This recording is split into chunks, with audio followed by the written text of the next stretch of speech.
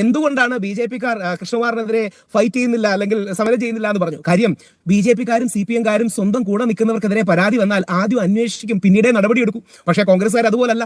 പണ്ട് കോടതി പരാമർശം വന്നാൽ രാജിവെക്കാൻ പറയുമായിരുന്നു, പിന്നീട് അന്വേഷണം വന്നാൽ രാജിവെക്കാൻ പറയുമായിരുന്നു, പിന്നീട് പരാതി വന്നാൽ രാജിവെക്കാൻ പറയുമായിരുന്നു, ഇപ്പൊ ആരോപണം വന്നാൽ രാജിവെക്കാൻ പറയും. നാളെ ആരോപണം പോലും ഇല്ലാതെ കൂടുതലോട് രാജിവെക്കാൻ പറയുന്നതിന്റെ വലിയൊരു സ്റ്റാൻഡേർഡാണ് കോൺഗ്രസ് കാണിച്ചിരിക്കുന്നത്. അത് എന്തോ കുത്തി പറയുന്ന പോലെ എനിക്ക് ഫീൽ ചെയ്യുന്നുണ്ട് കേട്ടോ. തിന്മയെ തിന്മ കൊണ്ട് നേരിടാൻ പറ്റില്ല. ശ്രീ സുരേഷ് ഗോപി കാണിച്ച നന്മയാണ് ഇവിടെ വേണ്ടത്. മുകേഷ് രാജിവെക്കേണ്ടെന്ന് പറയാൻ കാണിച്ച നട്ടലും ധൈര്യവും ബി ജെ പി എല്ലാ വിഷയത്തിലും വരണം. എന്റെ ആഗ്രഹം, ഞാൻ ഈ ആഗ്രഹം മീഡിയയോട് പറയാണ്, രാഹുൽ മാങ്കൂട്ടത്തിൽ ഒരു നിലപാട് പറയണം. ശ്രീ കൃഷ്ണകുമാറിനെതിരെയുള്ള പരാതി പോലീസ് അന്വേഷിച്ചാൽ മാത്രം മതി, എന്നിട്ട് മതി ആക്ഷൻ എന്ന് പറയാനുള്ള ധൈര്യം നമുക്ക് വേണ്ടേ? സത്യമാണെങ്കിലും എനിക്ക് അംഗീകരിച്ചു കൊടുക്കാൻ പറ്റുമോ?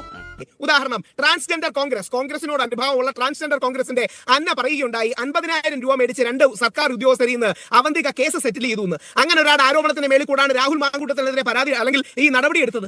എന്ത് ന്യായമാണ്? തോന്നി അതങ്ങനെ വരൂ, അതങ്ങനെ സംഭവിക്കൂ. ഇവിടെ രാജീവ് ചന്ദ്രശേഖർ ഈ വിഷയത്തിൽ എന്ത് നിലപാടെടുക്കണം? അതാണ് കോൺഗ്രസും ചോദിക്കുന്നത്. റിട്ടേൺ ആയിട്ടുള്ള ഒരു പരാതി വന്നിരിക്കുന്നു. രാജീവ് ചന്ദ്രശേഖർ കൃത്യമായിട്ട് എടുക്കേണ്ട നിലപാട് പറയാം. ഒരിക്കലും കൂടെ നിൽക്കുന്നവനെ ചവിട്ടി താഴ്ത്തി ഞാൻ നിന്നെക്കാട്ടി പുണ്യാളനാണെന്ന് അഭിനയിക്കരുത്. ഈ നാട്ടിലെ മലയാളികൾക്ക് വിവരമൊക്കെ ഉണ്ട്. അതായത് കൂടെ നിൽക്കുന്നവനെ തള്ളി താഴെയിട്ട് എന്റെ മുഖം വെളുത്തതാണെന്നും ഞാൻ പുണ്യാളനാണെന്നും രാജീവ് ചന്ദ്രശേഖർ കാണിക്കരുത്. ഒരു കമ്മ്യൂണിസ്റ്റുകാരനും കാണിക്കരുത്, ഒരു കോൺഗ്രസ്സുകാരനും കാണിക്കരുത്.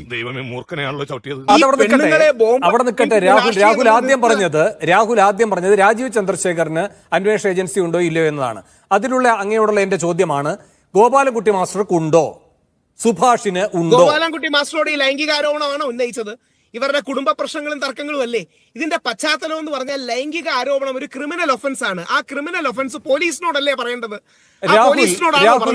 രാഹുൽ കോടതിയെ സമീപിക്കുമ്പോൾ ഈ കാര്യം പറഞ്ഞ ഇര ഗോപാലൻകുട്ടി മാസ്റ്ററോട് ആ ഭാഗം പറഞ്ഞിട്ടില്ല എന്ന് കരുതാൻ കഴിയുമോ? എന്തെന്നും അത് ഈ പറയുന്നല്ലോ, ഈ കേസലാകെ കുഴഞ്ഞു പറയുന്ന പോലെ ഉണ്ടല്ലോ.